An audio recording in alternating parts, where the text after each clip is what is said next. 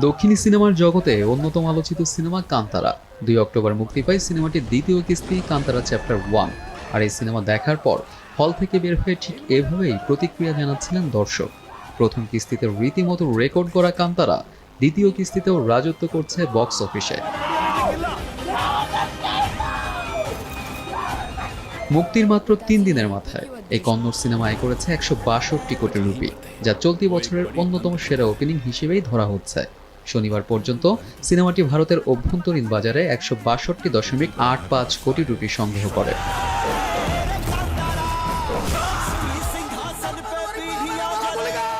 ভারতীয় সংবাদ মাধ্যম সূত্রে জানা যায়, প্রথম দিনে কান্তারা চ্যাপ্টার 1 আয় করে 61.85 কোটি রুপি, পরের দিন 46 কোটি রুপি, আর তৃতীয় দিনে আরও 55 কোটি রুপি। 3 দিনে এই অঙ্ক ছুঁয়েছে 150 কোটির গণ্ডি। ঋষভ শেঠির এই সিনেমা শুধু আঞ্চলিক সিনেমার মধ্যেই নয়, বরং পুরো ভারতে বড় বাজেটের চলচ্চিত্রগুলোকেও টেক্কা দিচ্ছে।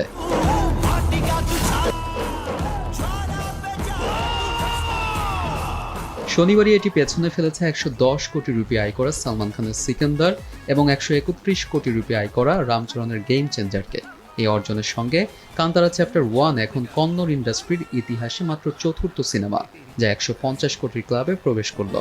आपके लोगों को पता चला तो हमारे यहाँ रहना पड़ेगा। के साथ उसका लगाव देखकर मुझे आपका सिंहासन हिलता हुआ दिख रहा है। শুধু ভারতেই নয়, বিদেশেও কান্তারার জনপ্রিয়তা ক্রমে বাড়ছে।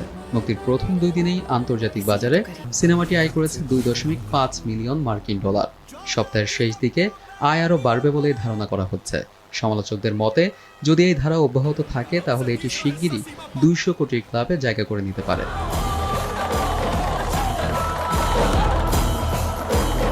শুধু সিনেমা নয়, আলোচনায় রয়েছেন অভিনেত্রী রুক্মিণী বসন্ত এবং অভিনেতা ঋষভ শেঠিও। কান্তারার প্রিকোয়ালে অভিনয় করে রাতারাতি আলোচনায় উঠে আসেন রুক্মিণী। ভিন্নধর্মী কাহিনী আর নান্দনিক উপস্থাপনায় দর্শকদের মুগ্ধ করেছেন, বিশেষ করে যতক্ষণ তিনি পর্দায় ছিলেন ঋষভের সঙ্গে পাল্লা দিয়ে অভিনয় করে গেছেন।